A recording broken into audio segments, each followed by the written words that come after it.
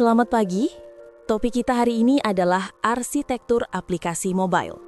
Arsitektur aplikasi mobile adalah cetak biru atau struktur dasar yang mendefinisikan bagaimana komponen software, data, dan antarmuka pengguna atau UI diatur dan berinteraksi satu sama lain.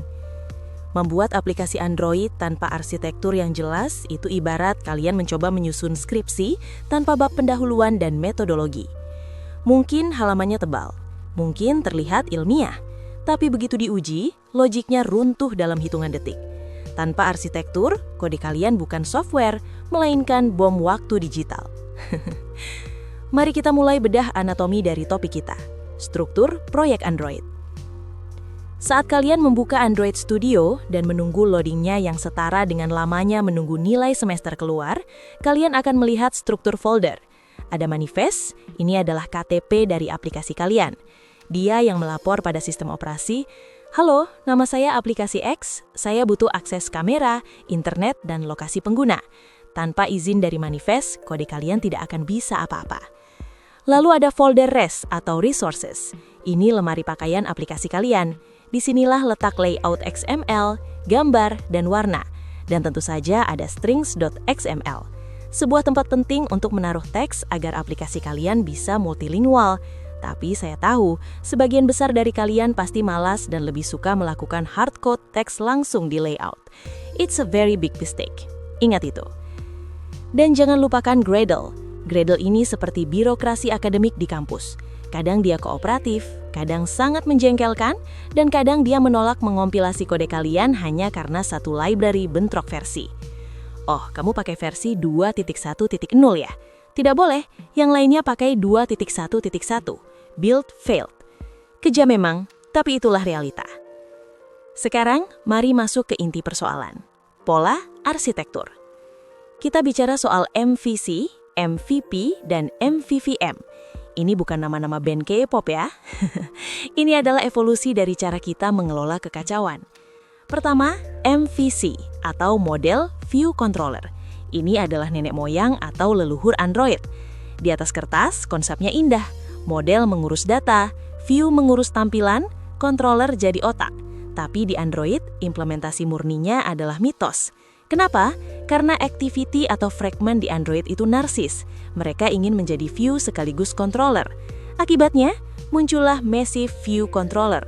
Satu file main activity.java bisa berisi 2000 baris kode.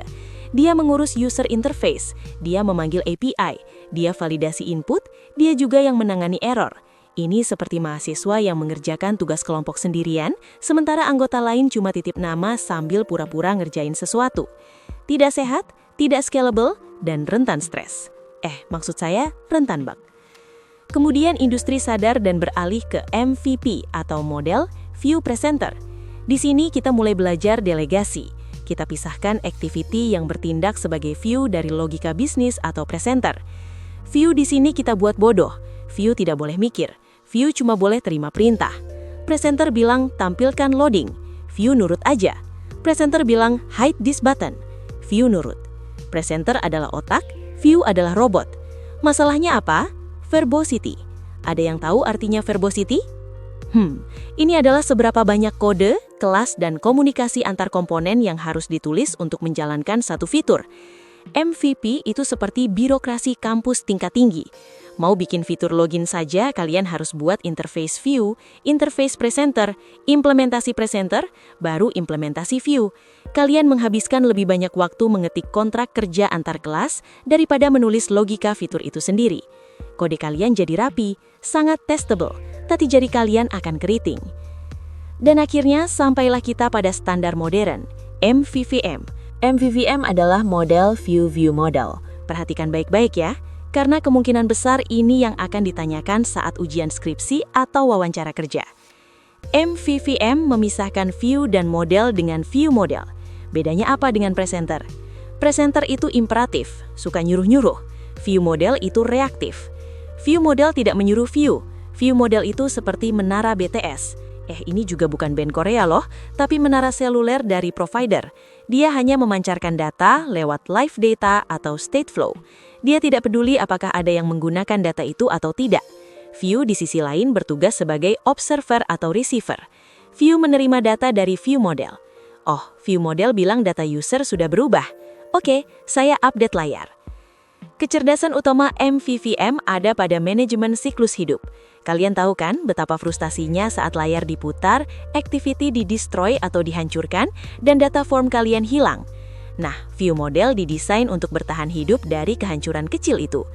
Saat activity mati dan hidup lagi karena rotasi layar, view model masih duduk manis di memori, memegang data kalian dengan aman.